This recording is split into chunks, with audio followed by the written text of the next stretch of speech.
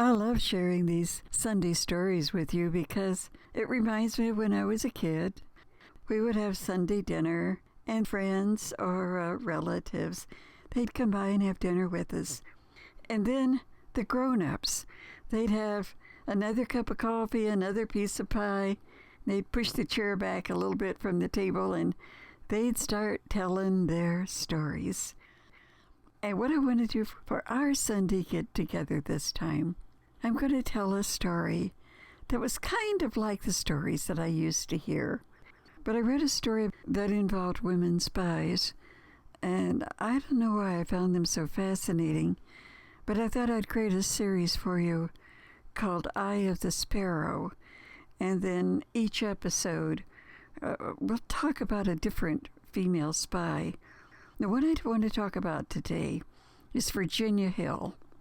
My friend Richard Lester, he's going to start it, God bless him, and I threw in a little music because I think it makes it a little more like old-time radio.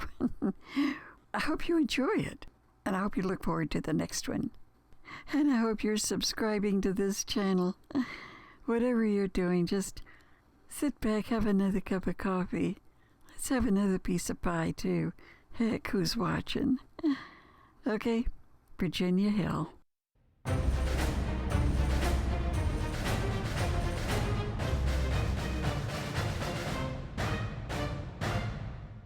The Special Operations Executive, S.O.E., was a secret British World War II organization.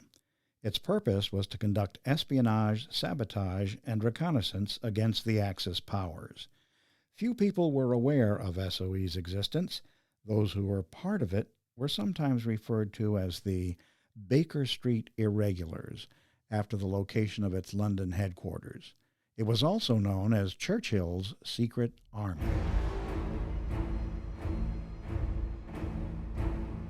Those sent into the field were trained to use weapons.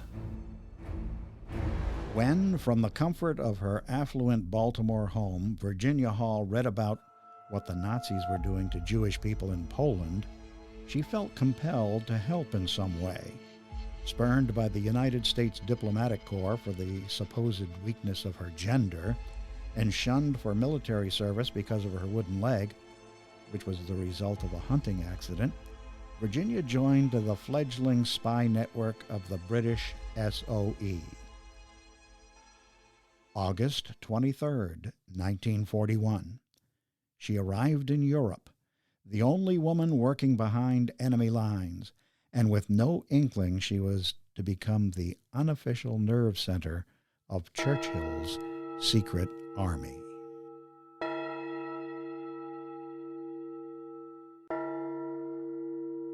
Virginia had just completed her training when she heard her section commander smirk to a colleague on the other side of a closed door that she would be doing good to last a week.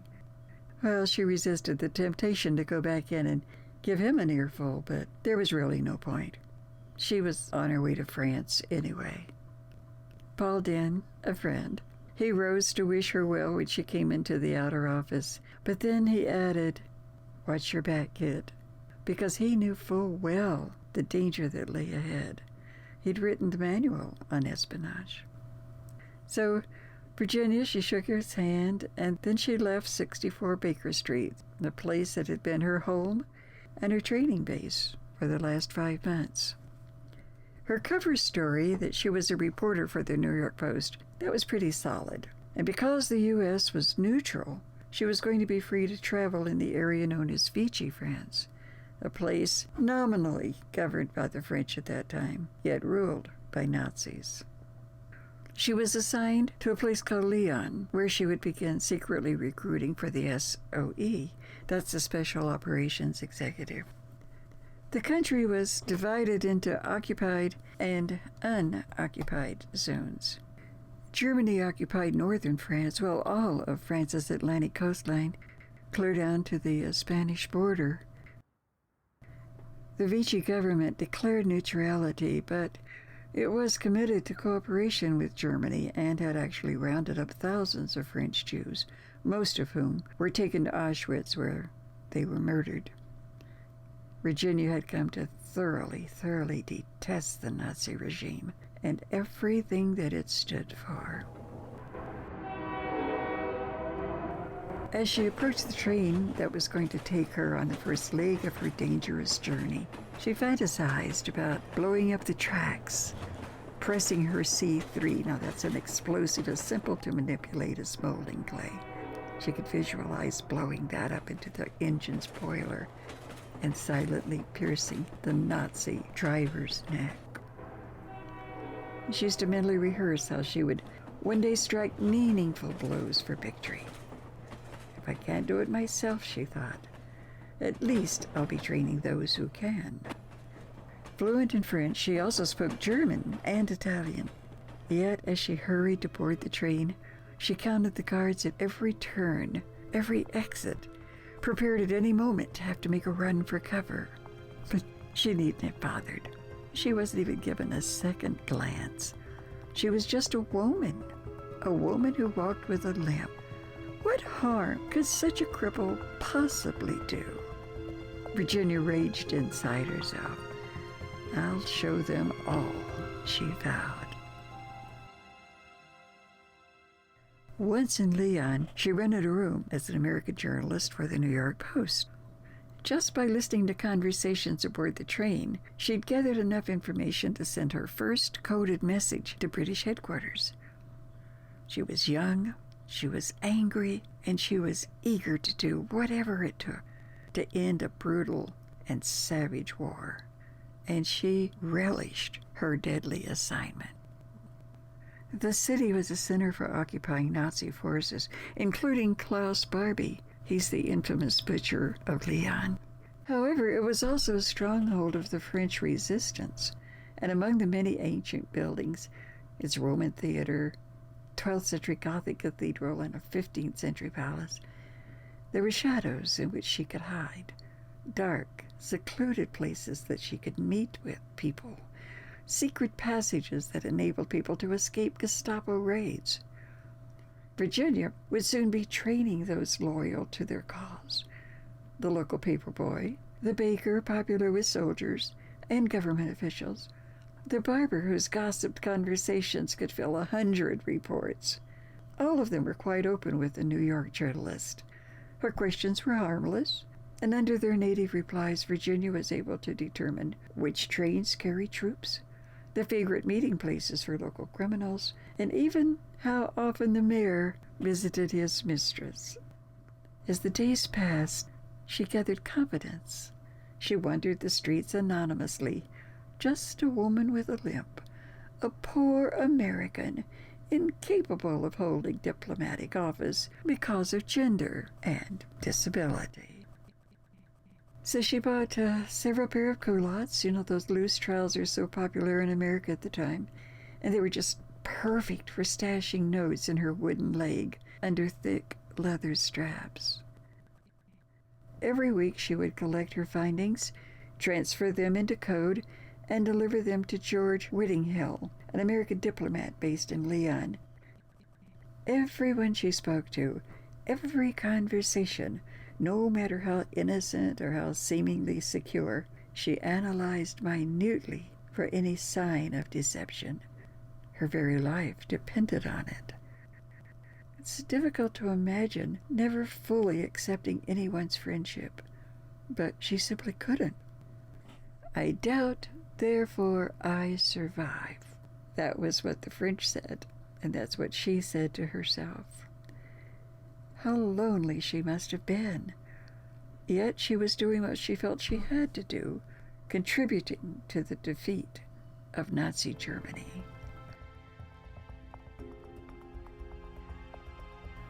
All through the area she built cells of resistance, each independent of the other, making Virginia the only point of contact between them.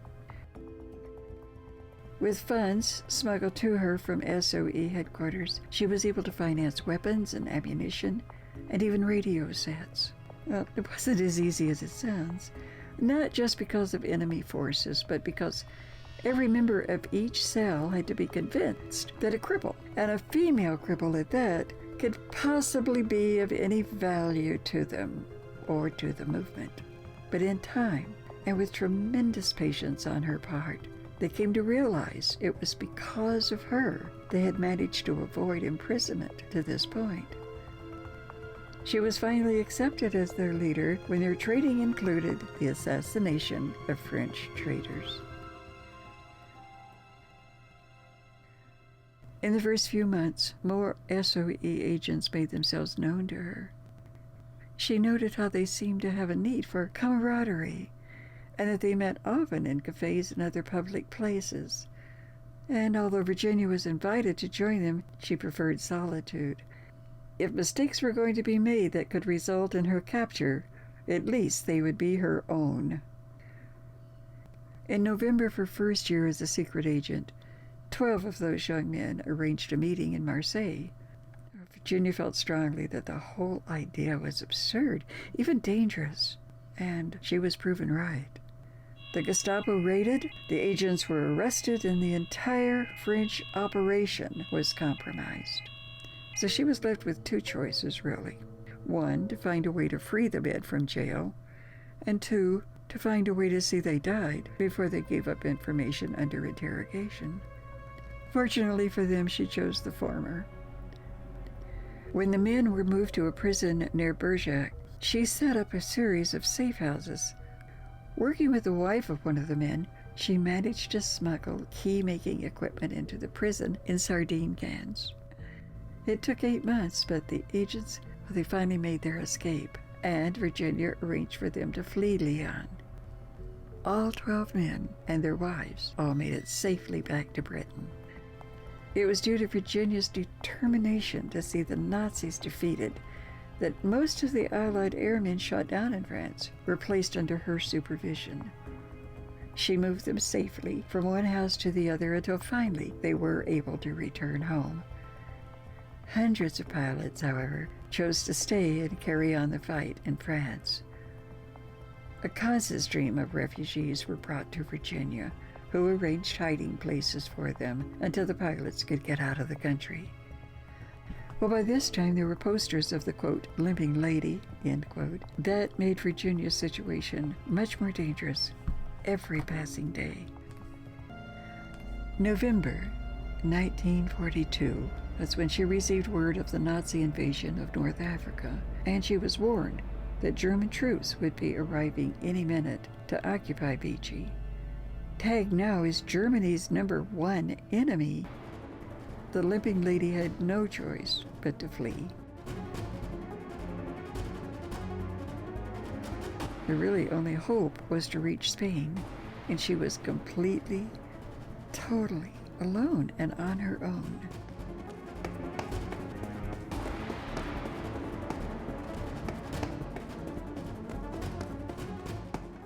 Under cover of night, she made it from one dark passageway to another until finally she was on the outskirts of Lyon. It was 5 days of peril that followed. On foot, in the dead of winter, her knee and thigh attached to the wooden device and bleeding, there was no time to rest. She dodged enemy patrols and hid from spotter planes, but she made it. She made it to the Spanish border, where she was arrested by Spanish border guards for entering the country illegally. By that time, Virginia was so exhausted she was almost grateful. Confined now to a prison cell, she felt certain that S.O.E. would rescue her at any moment now. Her deepest concern, though, was for the secret intelligence that she still had hidden under those heavy leather straps attached to her artificial leg. She had found the answer to the question of whether the Vichy government, that is, Frenchmen leaning toward German rule, would give up or align themselves with the Allies. Coded answers intended for London intelligence, she knew, must somehow make it out of the Spanish cell. But how? The solution was found with the release of her cellmate, a Spanish prostitute who, furious because of her treatment in prison, obligingly smuggled out the priceless piece of information. Not certain the woman could be trusted, there was nothing Virginia could do but hope and wait. Soon, British and American authorities arranged Virginia's release, and she was back on her way to Britain. But Virginia's story doesn't end there. July 1943. Virginia Hall arrived back in London. She'd been behind enemy lines for a grueling 16 months, but the determined lady wasn't through yet. America's OSS, later to become the CIA, was newly formed and welcomed an agent of her ability and courage. At her request, she returned to France. It was not until Allies left France after D-Day that she was finally able to relax. Virginia Hall worked for the OSS and then the CIA until 1966, when she retired at the age of 60. Yes, indeed, she really had shown them all. Virginia received an honorary member of the Order of the British Empire and the French Croix de Guerre with Palm. General William Donovan, head of the OSS and father of the CIA, personally awarded her a Distinguished Service Cross, the only one awarded to a civilian woman in World War II. She never wrote her memoirs, never told her family of her exploits in France, and the only witnesses to the presentation ceremony were her mother and a photographer.